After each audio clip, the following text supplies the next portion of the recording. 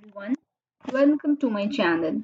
आज हम पढ़ने वाले हैं क्लास 6 की हिस्ट्री चैप्टर नंबर 6 और इस चैप्टर में हम जानेंगे नए नए क्वेश्चंस और आइडियाज़ के बारे में। किस तरह के क्वेश्चंस थे, इनके आंसर्स किस तरह से दिए गए हैं और नए नए आइडियाज़ किस तरह के हैं। चलिए तो शुरुआत करते हैं आज के क्लास की। आज की क्लास की शुरुआत होती है अनघा's स्कूल ट्रिप से। अनघा एक स्कूल स्टूडेंट है और वो स्कूल के ट्रिप पे जा रही है।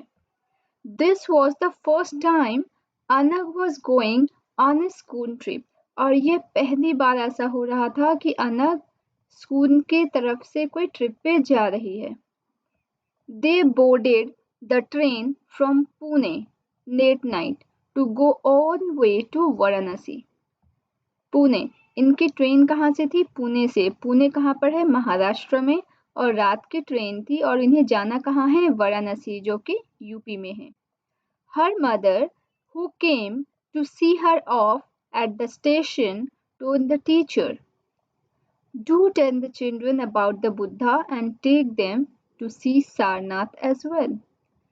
अनघ की मदर उसे छोड़ने के लिए आई थी स्टेशन और टीचर से उन्होंने कहा कि बच्चों को बुद्धा के बारे में ज़रूर बताइएगा और उनको सारनाथ के दर्शन भी कराइएगा, क्योंकि सारनाथ कहाँ है? यूपी में है।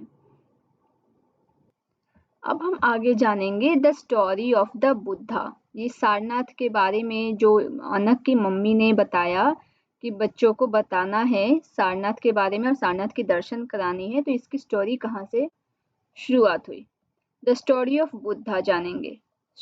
Buddha Siddharth, also known as Gautam, the founder of Buddhism, was born about 2500 years ago.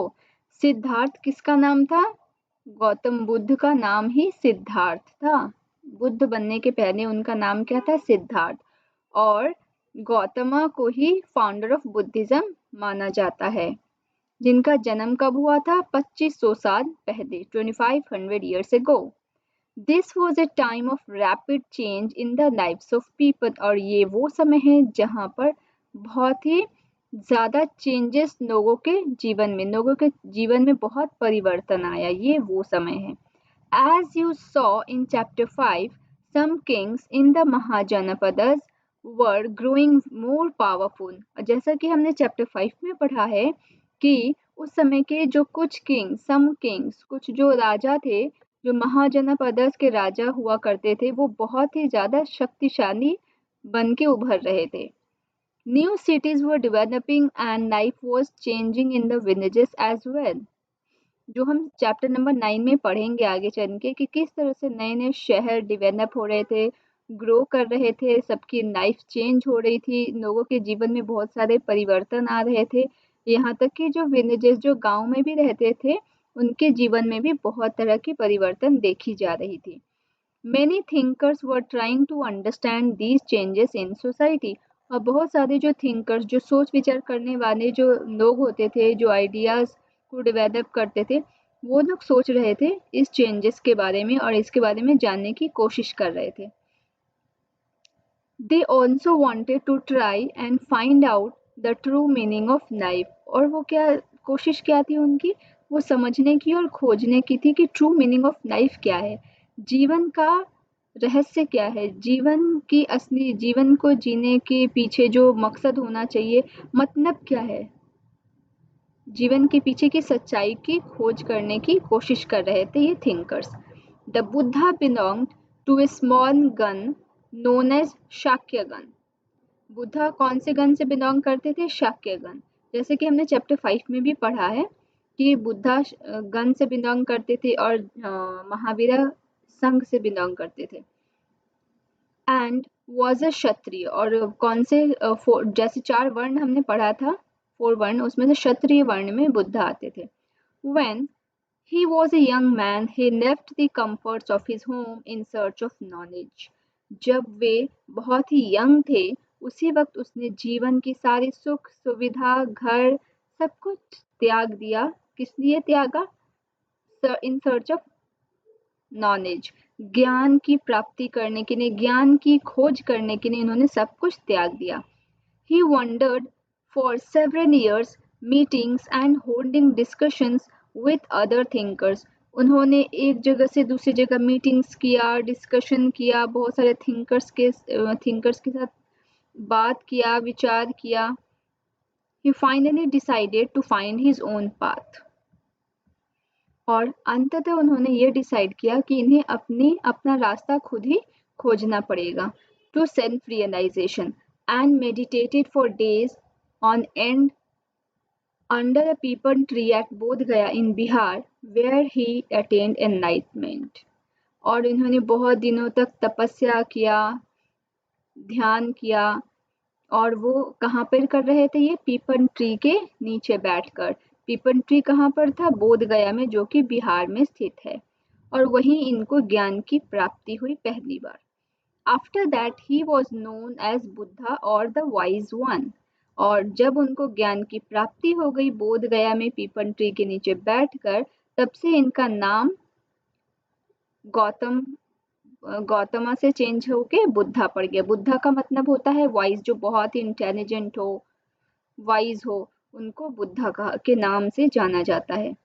He then went to Sarnath near Varanasi. और इसके बाद वो कहाँ गए? सारनाथ, जो कि वाराणसी के पास है। Where he taught for the first time। सबसे पहली बार इन्होंने शिक्षा देने की शुरुआत कहाँ पर की थी? सारनाथ में, जो कि वाराणसी के पास है।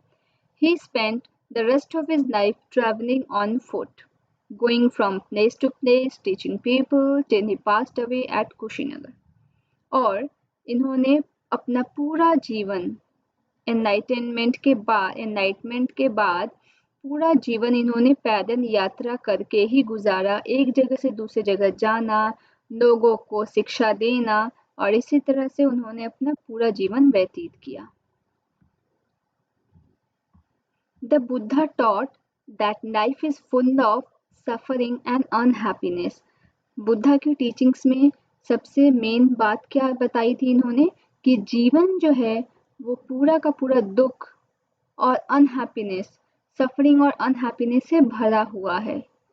जीवन पूरा दुख से भरा हुआ है। This is caused because we have cravings and desires when which often cannot be fulfilled। और इस अनहैप्पीनेस और सफरिंग्स का कारण क्या बताया इन्होंने? कि जो हमारी जो इच्छाएं हैं, कभी ना खत्म होने वाली इच्छाएं हैं, और ये कभी भी खत्म हो नहीं सकती। और इसी कारण से सभी लोगों के जीवन में दुख और अशांति है। Sometimes even if we get what we want, we are not satisfied and want even more or want other things। कभी कभी तो जब हम जो चाहते हैं वो हमें मिल भी जाता है, फिर भी हम संतुष्ट नहीं हो पाते हैं। हमें फिर जो चाहिए होता है उसकी संतुष्टता पूरी नहीं होती, और हम फिर दूसरे चीज़ों के प्रति क्रेविंग्स, हमारी डिज़ायर जागृत हो जाती है। हम फिर दूसरे चीज़ों के बारे में हमारे मन में डालना चाहता है कि अब हमें तो ये चाहिए। The Buddha described this as thirst और तन्हा। अब बुद्धा इस बात को क्या कहते थे? थर्स्ट। ये ऐसी प्यास है जीवन में, सबकी प्यास इतनी ज़्यादा है कि कभी ना बुझने वाली। एक चीज़ मिल जाती है, फिर वो दूसरे चीज़ों के प्रति उसकी इच्छा जाग जाती है। He taught that this constant craving could be removed by following moderation in everything। और इससे निजात पाने का एक ही तरीका है कि हम अपनी इच्छाओं को खत्म करें। He also taught people to be kind and to respect the lives of others including animals। उन्होंने अपने शिष्यों को क्या शिक्षा देते थे? कि सबके प्रति बहुत ही हम्बल हो, सरल हो, बहुत अच्छे से सबसे व्यवहार करना चाहिए, सबको रिस्पेक्ट करनी चाहिए, सबके जीवन के महत्व को भी समझना चाहिए, इंक्लूडिंग एनिमल्स। यहाँ तक कि जो जानवर होते थे उनके भी जीवन के महत्व को समझना चाहिए, सबको रिस्पेक्ट करना चाहिए। He believed that the results of our actions, whether good or bad, affect us both in this life and the next। उनका ये मानना था कि हमारे जो कर्म हैं, जो हम एक्शंस अभी करते हैं, उसका जो भी अच्छा या बुरा, उसका रिजल्ट हमें इस जीवन में और नेक्स्ट जीवन में भी इसका भुगतना पड़ता है। The Buddha taught in the language of the ordinary people Prakrit so that everybody could understand his message. अब बुद्धा की टीचिंग्स कौन से लैंग्वेज में होती थी? प्राकृत लैंग्वेज, जो कि ऑर्डिनरी पीपल की लैंग्वेज हुआ करती थी। ये इस लैंग्वेज में इसलिए पढ़ाते थे ताकि सभी को बहुत आसानी से इनके द्वारा दी हुई मैसेज समझ में आए। What was the language used to compose the Vedas? Vedas को लिखने के लिए कौन सी लैंग्वेज का इस्तेमाल किया जाता था? He also encouraged people to think for themselves rather than to simply accept what he said. Let us see how he did this. और बुद्धा लोगों को सोचने के लिए भी बोलते थे कि उनके खुद के लिए क्या सही है, ना कि सिर्फ बुद्धा के द्वारा बताई हुई चीजें ही वो एक्सेप्ट करने, बल्कि वो सोच विचार करे अपने जीवन के प्रति। आइए इस स्टोरी के माध्यम से हम जानेंगे कि किस तरह से बुद्धा सबको अपनी लाइफ के बारे में सोचने के लिए ज्ञान देते थे। Here is a famous story about the Buddha. Once there was a woman named Kishagotami. एक विमेन थी, एक समय की बात है कि एक विमेन जिसका नाम किशागोतामी था, उसका बेटा मर चुका था। She was so sad that she roamed through the streets of the city carrying the child with her, asking for help to bring him back to life. वो बहुत ज़्यादा दुखी थी और पूरे भटक रही थी, एक जगह से दूसरी जगह सड़क पे पूरे शहर में भटक रही थी अपने बच्चे की डेड बॉडी को लेकर। सबसे मदद मांग रही थी कि कोई तो ऐसा हो कि जो इसका जीवन वापस ला दे। A kind man took her to the Buddha. और एक व्यक्ति जो बहुत ही काइंड था, उसे उस पर दया आई, उसने उसे बुद्धा के पास जाने को कहा, लेकर गए। The Buddha said, "Bring me a handful of mustard seeds and I will bring your child back to life." Buddha ने क्या कहा कि मुझे एक मुट्ठी भर के सरसों के दाने लाकर दो और मैं तुम्हारे बच्चे का जीवन वापस ला दूंगा। Kishagotami was overjoyed and started off at once, but the Buddha gently stopped her and added, "The seeds must come from the house of a family where nobody has died." किसागोटामी बहुत खुश हो गई और वो जाने लगी, लेकिन बुद्धा ने उसे रोकते हुए कहा कि पूरी बात तो सुनो। वो सीड उस घर से आना चाहिए जहाँ पर किसी की भी कभी भी मृत्यु न हुई हो। Kisagotami went from door to door, but wherever she went, she found out that someone or the other, father, mother, sister, brother, husband, wife, child, uncle, aunt, grandfather, grandmother had died. जब किशागोतामी सबके घर घर जा रही थी और उन्होंने ये देखा कि जिस भी घर में वो जा रही थी वहाँ किसी न किसी की मृत्यु तो हुई थी, चाहे वो किसी के मम्मी हो, पापा हो, भाई हो, बहन हो, हस्बैंड हो, वाइफ हो, बच्चा हो, अंकल हो, दादा हो, दादी हो, कोई ना कोई तो सब घर में मृत्यु को प्राप्त हुए थे। What was the Buddha trying to teach the sorrowing mother? आपको क्या समझ में आया कि बुद्धा क्या टीच करने चाह रहे थे, क्या समझाना चाह रहे थे इस दुखी माँ को कि कोई भी ऐसा व्यक्ति नहीं है जिसको मृत्यु नहीं आती और इस सच्चाई को वो स्वीकार कर ले। उपनिषद्स के बारे में जानेंगे। Around the time that the Buddha was preaching and perhaps a little earlier, other thinkers also tried to find answers to difficult questions. जिस समय में बुद्धा अपनी टीचिंग्स फैला रहे थे, अपने मैसेज को सबके पास पहुंचा रहे थे, सबको समझा रहे थे, उसी वक्त और भी बहुत सारे थिंकर्स थे जो इस बहुत सारे डिफिकल्ट क्वेश्चंस के आंसर को ढूंढ रहे थे। Some of them wanted to know about life after death. उसमें से कुछ थिंकर्स तो ये जानना चाहते थे कि जीवन कैसी होती है मृत्यु के बाद। लाइफ आफ्टर डेथ, मृत्यु के बाद की जीवन कैसी होती है। Others wanted to know why sacrifices should be performed, और कुछ ये जानना चाहते थे ये जो लोग बलि चढ़ाते हैं इसकी क्या जरूरत है। Many of these thinkers felt that there was something permanent in the universe that would last even after death, और कुछ का ये मानना था कि कुछ तो इस पूरे यूनिवर्स में, ब्रह्मांड में कुछ तो ऐसा परमानेंट है जो मृत्यु के बाद भी रहता है, जो कभी खत्म नहीं होता। They described this as the Atman or the individual soul and the Brahman or the universal soul। और उन्होंने ये खोज किया कि जो भी ऐसी चीज़ है जो मृत्यु के बाद भी जीवित रहती है, हमेशा रहती है, जो कभी नहीं मरती, उसको आत्मा के नाम से उन्होंने जाना, जो इंडिविजुअल सोल को कहा जाता है, या ब्राह्मण जो कि यूनिवर्सल सोल को कहा जाए। ये दो चीज़, आत्मा और परमात्मा, ये दो चीज़ें ऐसी है पूरी यूनिवर्स में जो कभी मरती नहीं है, जो कभी मर नहीं सकती, खत्म नहीं हो सकती। They believed that ultimately both the Atma and the Brahman were one, और ये मानते थे कि आत्मा और परमात्मा एक ही है। Many of their ideas were recorded in the Upanishads, और इनके ये आइडियाज उपनिषद में रिकॉर्ड भी किए गए। These were part of the later Vedic text, और ये किसका पार्ट है? later Vedic text का पार्ट भी माना गया है। उपनिषद literally means approaching। उपनिषद का मतलब क्या होता है? उपनिषद का मतलब होता है approaching and sitting near, and the text contains conversations between teachers and students. Upanishad में होता क्या है? वो दो जिसमें टीचर और स्टूडेंट दोनों बैठ के बातें कर रहे होते हैं और उसे रिकॉर्ड किया जाता है डायलॉग के फॉर्म में, आइडियाज के फॉर्म में, ताकि आगे चल के लोग इसे पढ़ सके और जान सके। Most Upanishadic thinkers were men, especially Brahmins and Rajas। ज़्यादातर जो थिंकर्स जिनकी आइडियाज़ को रिकॉर्ड किया गया है उपनिषद में, वो ब्राह्मण, वो पुरुष होते थे, और स्पेशली पुरुष में भी कौन? जो ब्राह्मण और राजा कैटेगरी के होते थे। Occasionally there is mention of women thinkers such as Gargi।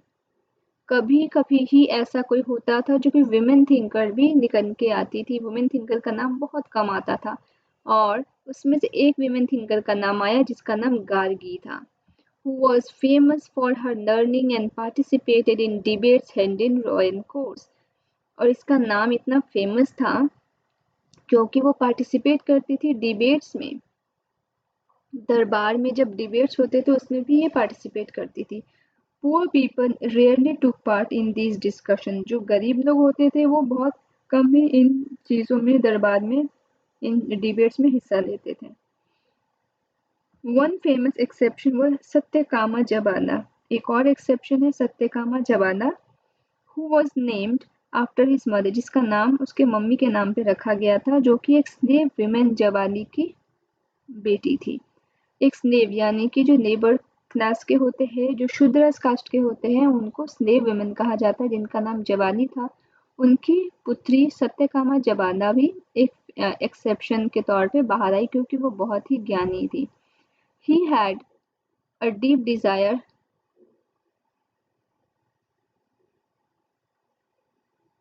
To learn about reality, was accepted as a student by a Brahmin teacher.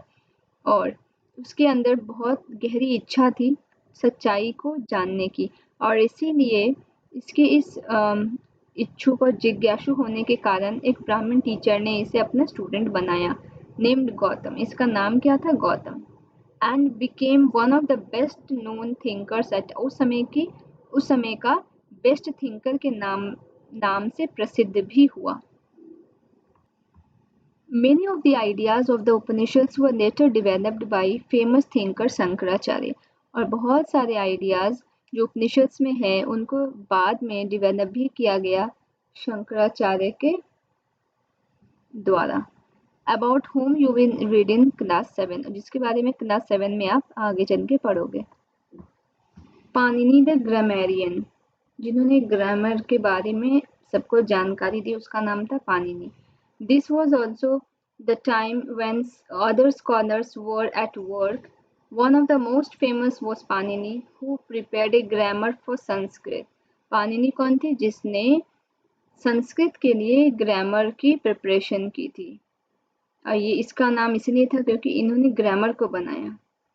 He arranged the famous and the he arranged the vowels and the consonants in a special order. इसने arrange किया vowels और consonant को special order में arrange किया and then used these to create formula like those found in algebra. और जिसे formula की तरफ इसे फार्मूला की जिस तरह की फार्मूला एल्जेब्रा में बनाई जाती है तो उस तरह की फार्मूला इसने ग्रामर में बना के तैयार किया। ही used these two write down the rules of the language in short formula. और उसने क्या किया, इसे ऐसा शॉर्टकट निकाला इसे फार्मूला की तरह लिखने का। अराउंड 3000 ऑफ देम, 3000 वर्ड्स को इन्होंने शॉर्ट में लिखने की रूल निकाली। Jainism. What is Jainism? Now we will learn what is Jainism. The last and 24th Tirthankara of the Jainas, Vardhaman Mahavira. सबसे लास्ट और जो कि 24 तीर्थंकरा है जैन में सबसे जो लास्ट तीर्थंकरा है वो उन्हीं का नाम था Vardhaman Mahavira. Also spread his message around this time 2500 years ago. इनका मैसेज कब फैला? जब 2500 years ago. He was a Kshatriya prince in Lichavis, a group that was a part of the Vajji Sangh.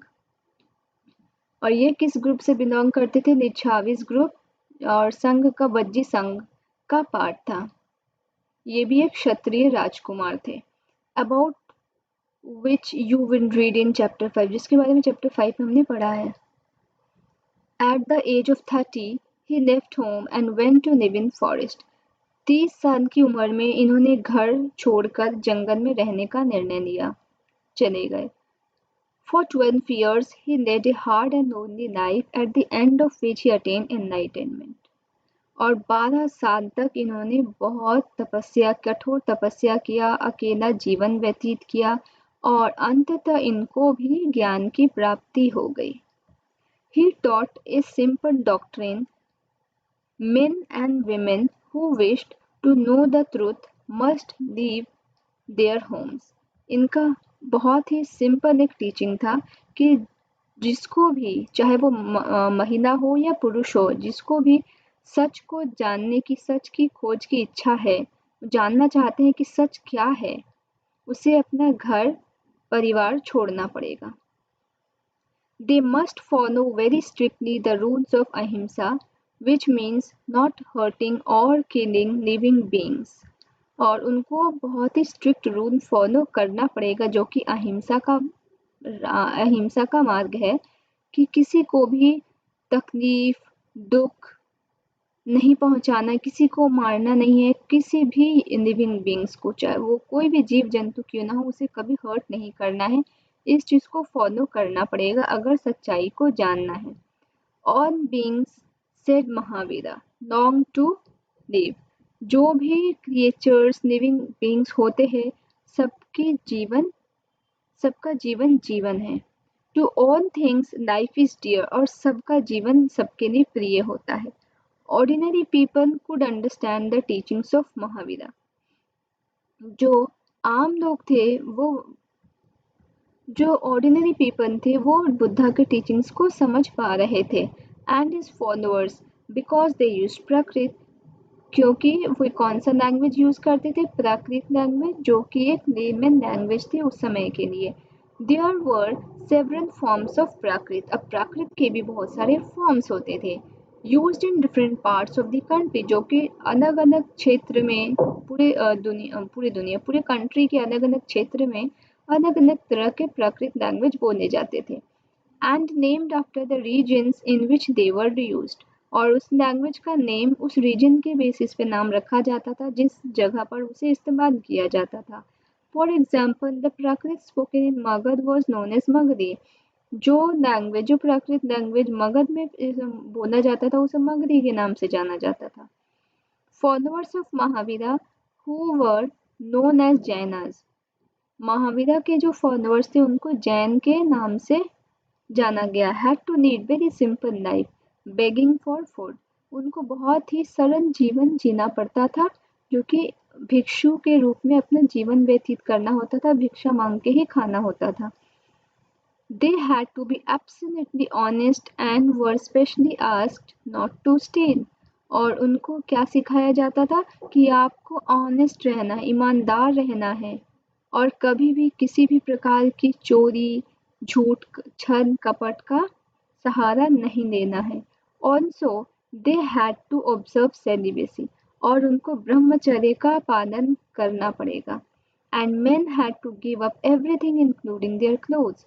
और जो पुरुष थे उनको अपना सब कुछ त्याग देना पड़ता था, चाहे वो कपड़ा ही क्यों ना हो। It was very difficult for most men and women to follow these strict rules. बहुत लोगों के लिए जो पुरुष महिला इनके लिए बहुत डिफिकल्ट होता था ये इतने स्ट्रिक्ट रूल्स को फॉलो करना, नियम को मानना बहुत मुश्किल लगता था। Nevertheless, thousands left their homes to learn and teach this new way of life. फिर भी हजारों लोगों ने अपना घर छोड़ा और ये शिक्षा ली और फिर इस नए वे ऑफ लाइफ पे चलने की उन्होंने निर्णय ले लिया। इन्होंने अपने जीवन को समर्पित कर दिया कि सबको शिक्षा देंगे। बुद्धा के महावीरा के टीचिंग्स को पूरे फैलाने के लिए इन्होंने अपने जीवन को समर्पित कर दिया। Many more remained behind and supported those who became monks and nuns, providing them with food. और जो लोग अपने आप को पूरी तरह सरेंडर नहीं कर सके, वो भी पीछे से सपोर्ट करते थे। इन जो लोग मॉन्क्स बन चुके थे और नन्स बन चुके थे, उनको खाने की सुविधा देकर।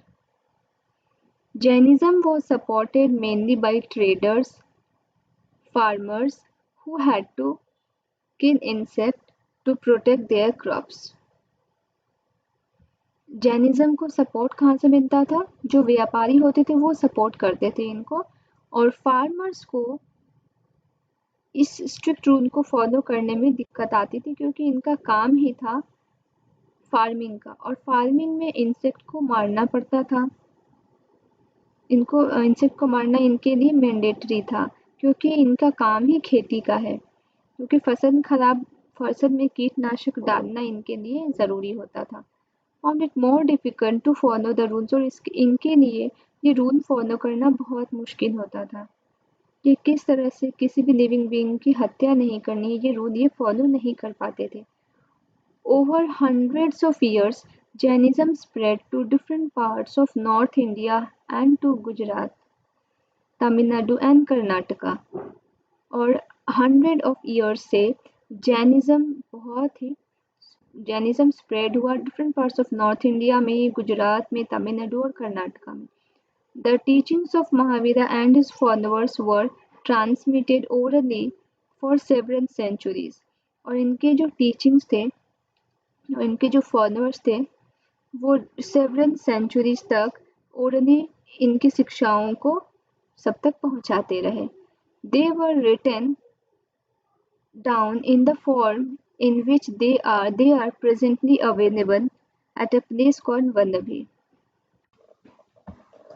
और इनको लिखा गया था एक प्लेस में, वन्नभी नाम का एक प्लेस है जो कि गुजरात में 1500 साल पहले पहली बारी से लिखित भाषा में प्रस्तुत किया गया। अब हम जानेंगे संघ के बारे में।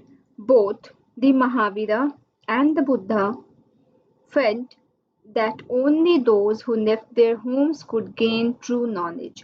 दोनों ही महावीर और बुद्ध दोनों का एक ही मत था कि जो भी लोग घर परिवार को छोड़ेंगे उन्हीं को सच्चे ज्ञान की प्राप्ति हो सकेगी। They arranged for them to stay together in the संघ। और उन्होंने एक ऐसी अरेंजमेंट भी की ताकि लोग अपने घर छोड़कर आए तो एक संघ में रह सके, एक जगह रह सके जिसे संघ के नाम से जाना गया। एक ये ऐसा एसोसिएशन है जहाँ पे वो लोग रहते थे जो अपना घर छोड़ के आते थे।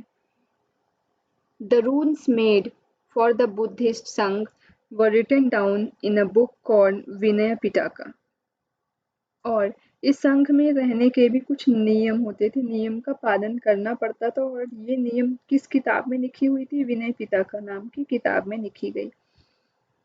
From this we know that there were separate branches for men and women और इससे हमें ये पता चला कि पुरुष और महिला इन दोनों के लिए अलग-अलग जगह निर्धारित किए गए थे रहने के लिए।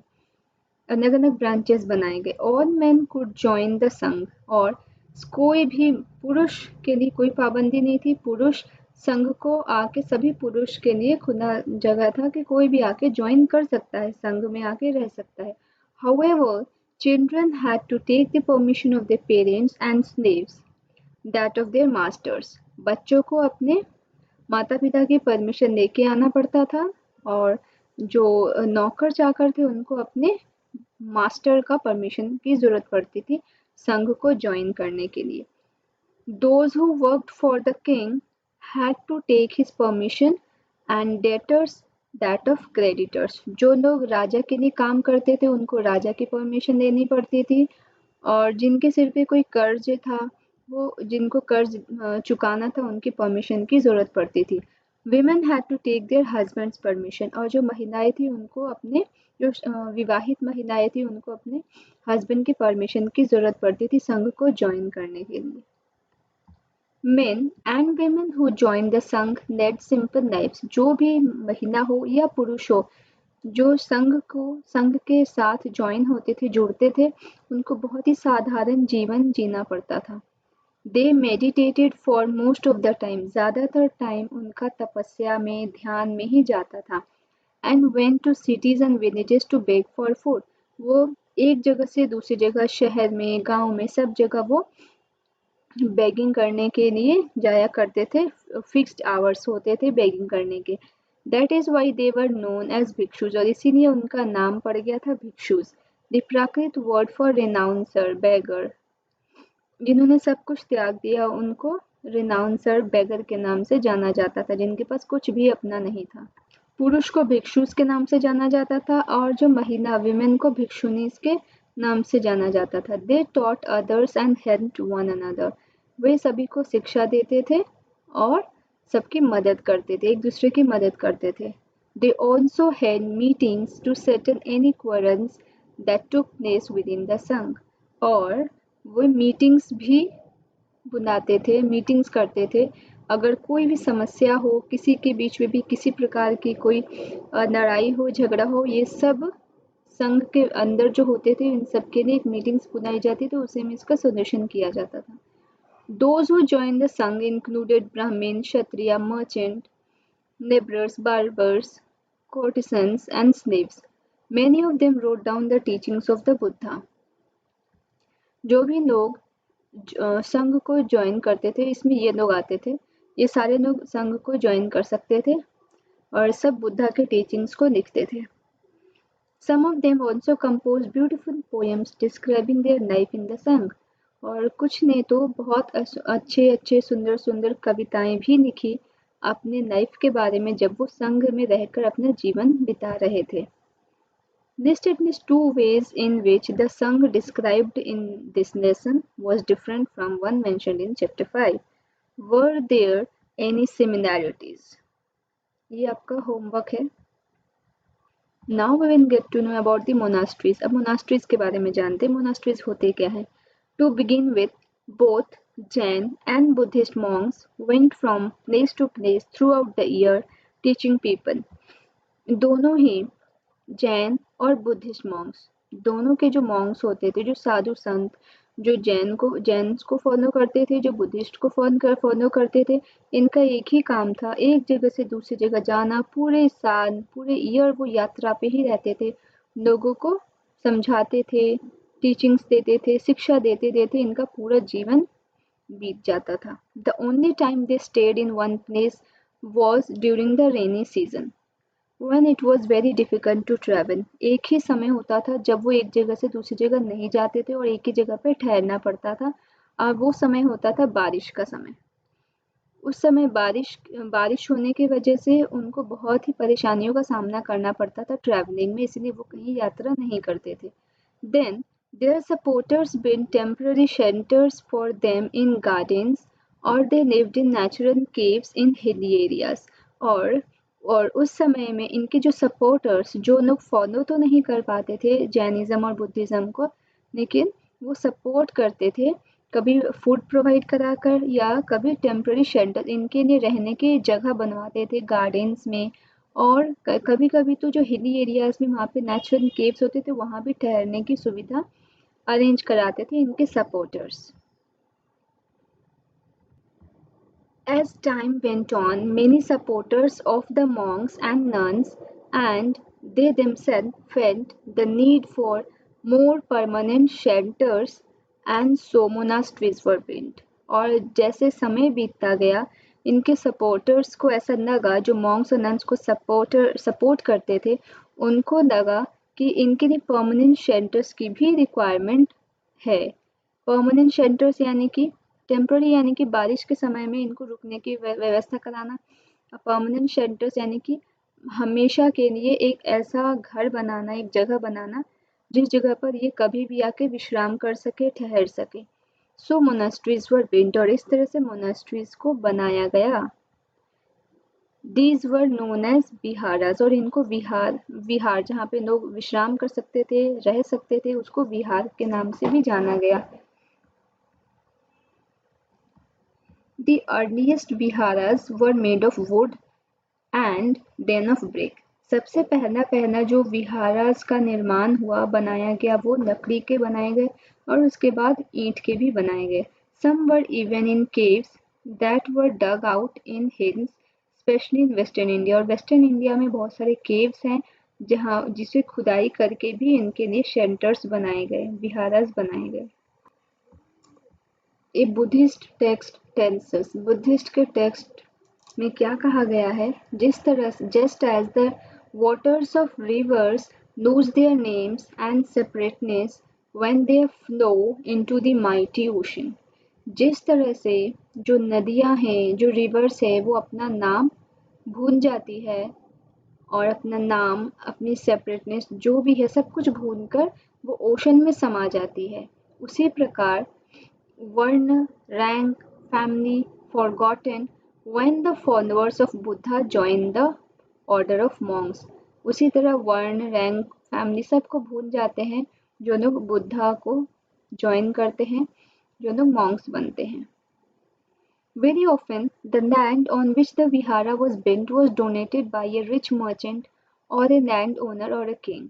और धीरे धीरे ज़्यादातर क्या होता था कि जिस जगह पर जो मोनास्ट्रीज बनाए जाते थे विहारस बनाए जाते थे वो दान के होते थे या तो कोई व्यापारी रिच व्यापारी दान करता था या तो जमींदार दान कर देते थे या तो राजा दान करते थे the local people came with gifts of food clothing and medicine for the Monks and nuns और जो लोग थे वहाँ पे जो लोग आसपास रहते थे वो लोग क्या लेकर आते थे इनके लिए खाने की सामग्री पहनने के कपड़े दवाइयाँ मॉन्क्स और नन्स के लिए लेकर आते थे in return they taught the people और उसके बदले में मॉन्क्स और नन क्या करते थे वो उनको शिक्षा देते थे over the centuries Buddhism spread to many parts of the subcontinent and beyond बहुत साल बीत गए बुद्धिज्म स्प्रेड होने लगा डिफरेंट सब कॉन्टिनेंट में और उससे भी पूरे देश में विदेश में ये फैलने लगा you will learn more about this in chapter 9 और इसके बारे में चैप्टर 9 में हम आगे भी पढ़ेंगे अब हम जानेंगे द सिस्टम ऑफ आश्रमास के बारे में ये सिस्टम ऑफ आश्रमास है क्या Around the time when Jainism and Buddhism were becoming popular, Brahmins developed the system of ashramas. और जिस समय में जैनिज्म और बुद्धिज्म बहुत ही विख्यात हो रहे थे बहुत ही इनका प्रचार प्रसार हो रहा था पॉपुलर हो रहे थे ब्राह्मण्स ने इसको 4 डिवीजन में बांट दिया इसमें सिस्टम में बांट दिया Here the word ashram does not mean a place where people live and meditate. आश्रम का मतलब ये वर्ड आश्रम ये जो शब्द आश्रम इसका मतलब ये नहीं कि कोई जगह है जहाँ पर लोग आकर मेडिटेट करे रहे it is used instead for the stage of life और इसका मतलब होता है कि एक जीवन की स्टेज के बारे में इसमें बताया गया है उसे आश्रम के नाम से जाना गया 4 आश्रमास वर रिकॉग्नाइज्ड ब्रह्मचर्य, गृहस्थ, वानप्रस्थ एंड संन्यास। 4 आश्रमास के नाम क्या क्या है? ब्रह्मचर्य, जब ब्रह्मचारी जीवन जीना पड़ता था, सबसे पहला जीवन का स्टेज है ब्रह्मचर्य का। दूसरा स्टेज है गृहस्थ जीवन का, जब शादीशुदा जीवन व्यतीत करते हैं। वानप्रस्थ, जब जंगल में जाकर अपना जीवन व्यतीत करते हैं। और एट लास्ट सब कुछ से त्याग करके संन्यास को प्राप्त हो जाते हैं। Brahmin, Kshatriya and Vaishya men were expected to lead simple lives and study the Vedas during the early years of their life.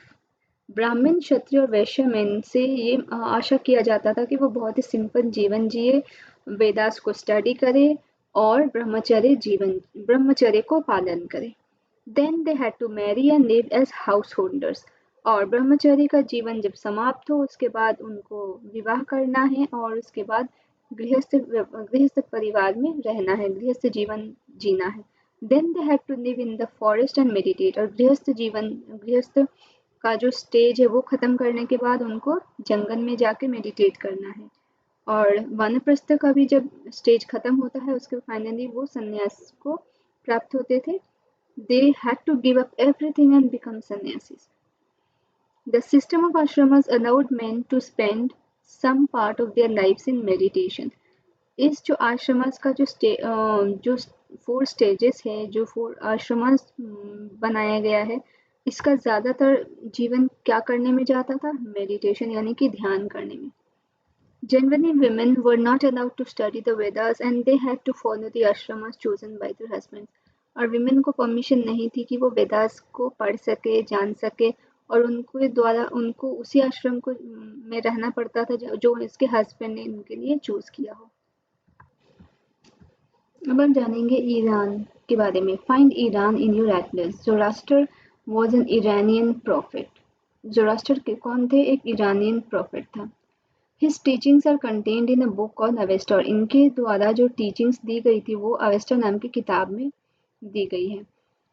The language of the Avesta and the practices described in it are very similar to that of Vedas। जो teachings इनके किताब में दी गई है और जो practices ये करवाते हैं वो बहुत ही मेल खाते हैं वेदास में दी गई टीचिंग से। The basic teachings of Zoroaster are contained in the maxim good thoughts, good words, good deeds। सभी के टीचिंग्स में एक ही बात लिखी गई है कि अच्छा सोचो, अच्छा बोलो और अच्छे कर्म करो। Here is a verse from the Zen Avesta। Lord grant strength and the rule of truth and good thinking by means of which one shall create peace and tranquility।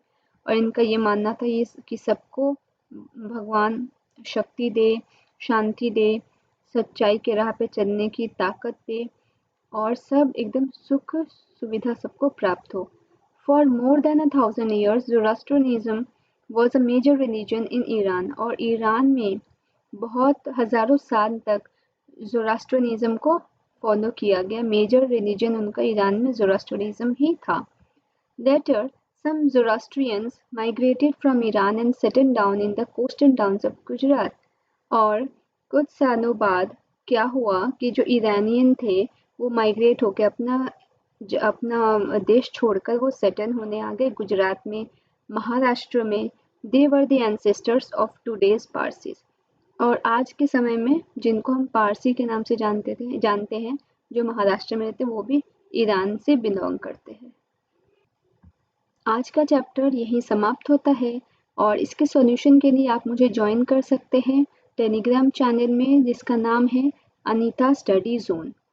Telegram channel का जो link है वो आपको description में और comment section में आपको मिल जाएगा।